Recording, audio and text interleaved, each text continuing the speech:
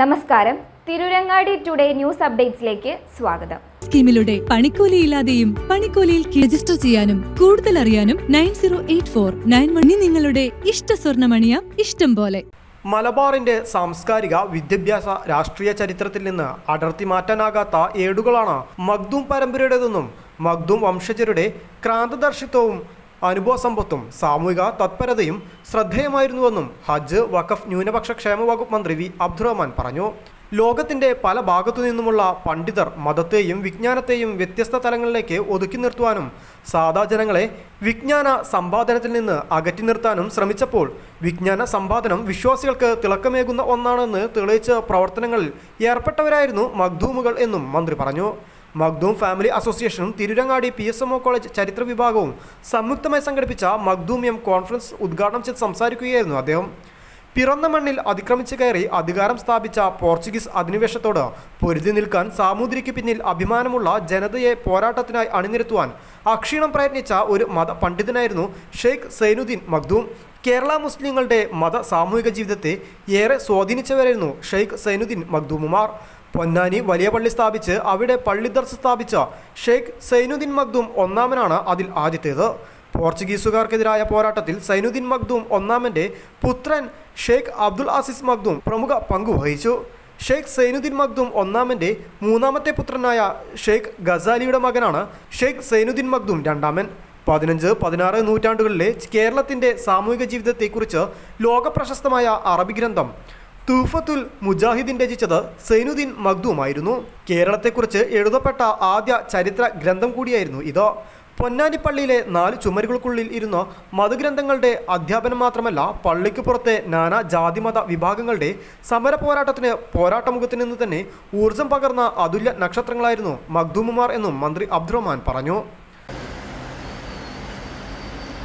കൈമാറ്റമൊക്കെ നടന്നത്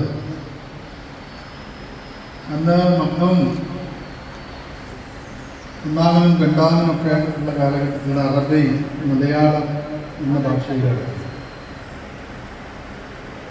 ചരിത്രത്തിൻ്റെ താളുകൾ പരിശോധിച്ചാൽ കൃത്യമായി തന്നെ മനസ്സിലാക്കാൻ കഴിയുന്ന നിരവധി മുഹൂർത്തങ്ങൾ ഇന്ത്യ രാജ്യത്ത് തന്നെ ബ്രിട്ടീഷ് അധിനിവേശത്തിനെതിരായി പോർച്ചുഗീസ് അധിനിവേശത്തോട് അദ്ദേഹത്തിൻ്റെ പിന്നിൽ പോരാട്ടത്തിന് അണിനിരക്കാൻ നമ്മുടെ നാട്ടിലെ പണ്ഡിതരെ അണിനിരത്താൻ ഒരു മതപണ്ഡിതനും കഴിഞ്ഞു എന്നുള്ളത് അത്തരത്തിൽ ചരിത്രത്തിലൊരു സന്ദർഭം മറ്റു മതങ്ങളെ പരസ്യമായി ദുഷിക്കുന്ന ഭരണാധികാരികൾ ഉള്ളൊരു നാടായി നമ്മുടെ നാട് മാറിയെന്നുള്ള ദുഃഖകരമായ പ്രത്യേകിച്ച് ന്യൂനപക്ഷ ജനവിഭാഗങ്ങൾ ഏറ്റവും ഭീതിയോടെ ജീവിക്കുന്നൊരവസ്ഥ നിലനിൽക്കുന്ന ഒരു രാജ്യത്ത്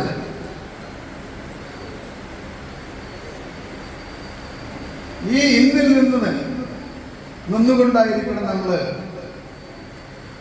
മഖ്ദൂമുമാർ ഈ രാജ്യത്തിന് നൽകിയുള്ള സംഭാവനകളെ, പൊതുസമൂഹത്തിന് നൽകിയുള്ള സംഭാവനകളെ കുറിച്ച്, അവർ ഇടപെട്ട രീതിയെക്കുറിച്ച്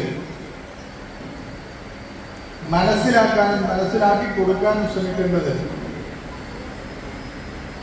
എന്നുള്ള കാര്യം കൂടി നമ്മൾ ആലോചിക്കാം.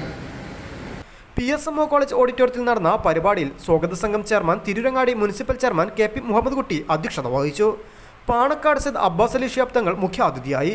മഖ്ദൂം കുടുംബം കേരള സമൂഹ നിർമ്മിതിയും എന്ന വിഷയത്തിൽ ഡോക്ടർ മൊയ്ൻ മലയമ്മയും മഖ്ദൂമുമാരുടെ അധിനിവേശ വിരുദ്ധ പോരാട്ടങ്ങൾ പ്രൊഫസർ AP അബ്ദുൽ വഹാബും പൈതൃക സംരക്ഷണത്തിലെ മഖ്ദൂമി സാധ്യതകൾ എന്ന വിഷയത്തിൽ ഡോക്ടർ PP അബ്ദുൾ റസാഖും പ്രഭാഷണങ്ങൾ നടത്തി. മുൻ മന്ത്രി Nalakath Soopy, college manager MK Bava, principal doctor Aziz, Abdul Gafoor Musliyarakath, Shamsuddin Puthiyakath Cholakkal, doctor Rafeeq Hudawi, OT Musthafa Faizy, Sadaruddeen Vazhakkad, Muhammad Ali Nalakath, Muhammad Haseeb, doctor Shefi E, Basheer Wafi Valapuram, Abdul Rauf, doctor M Nisar, Muhammad Thwayyib Sullami, professor Selina എന്നിവർ ചടങ്ങിൽ സംസാരിച്ചു. കേരളത്തിൻ്റെ വിവിധ ഭാഗങ്ങളിൽ നിന്നായി മഖ്ദൂം കുടുംബാംഗങ്ങളായ 100 കണക്കിന് പേർ ചടങ്ങിൽ പങ്കെടുത്തു. News bureau, Tirurangadi.